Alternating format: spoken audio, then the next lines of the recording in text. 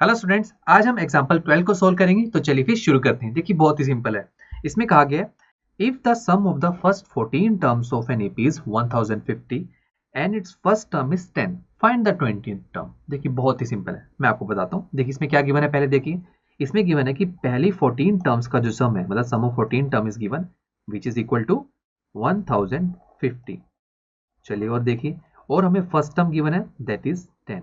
हमें 20th term हमें निकालनी है, A20 हमें निकालना है। कैसे निकालें दोस्तों?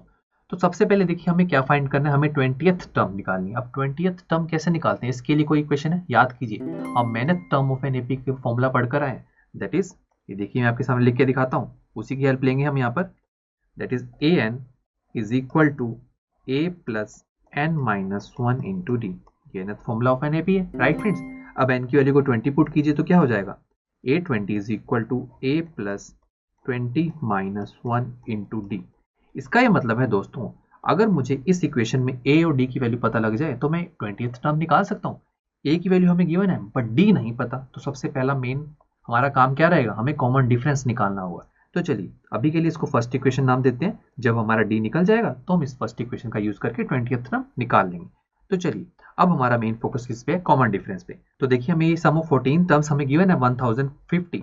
तो क्या मैं इस इक्वेशन की फॉर्म में लिख सकता हूँ इसे? बहुत ही आराम से। देखिए इस इक्वेशन में देखिए, अगर मैं n की वैल्यू को 14 पुट कर दूं तो क्या बनेगा, देखिए S14 is equal to 14 upon 2, देखिए 2A plus 14 minus 1 into D.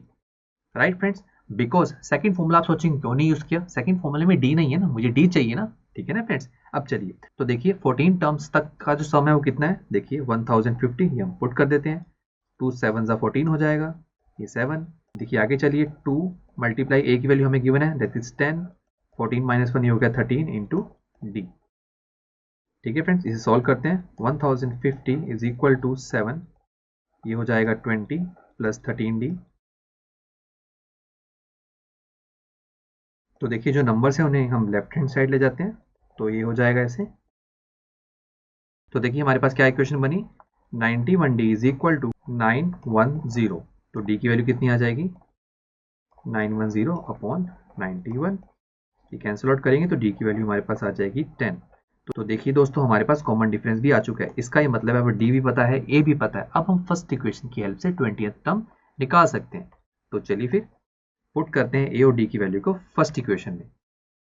Put a is equal to 10, d is equal to 10 in first। तो देखिए क्या हो जाएगा, A20, देखिए पहले ओरिजिनल इक्वेशन लिख लेते हैं हम। 20 माइनस 1 ही हो जाएगा 19 इंटू डी। तो देखिए A20 मुझे निकालना है, a की वैल्यू है 10, 19 इंटू 10, 10 प्लस ये हो जाएगा 190। तो हमारे पास फाइनल आंसर आएगा 200। इसका भी मतलब है कि इस एपी में जो 20th टर्म होगी ना वो क्या होगी, 200। देखिए कितना सिंपल था। चलिए दोस्तों अब नेक्स्ट लेक्चर में एग्जांपल 13 को सोल्व करेंगे। तो दोस्तों मिलते हैं नेक्स्ट लेक्चर में। आई एम श्योर स्टूडेंट्स आपको ये लेक्चर काफी पसंद आया होगा और ऐसे ही मजेदार तरीके से अपने हर एक कॉन्सेप्ट क्लियर करने के लिए डाउनलोड कीजिए पीयू स्टैक ऐप को, जहां पर आपके पास और भी बहुत सारे ऑप्शंस होंगे, जैसे कि back exercise solutions, tip videos, sample papers and much more. So what are you waiting for? Download the app now.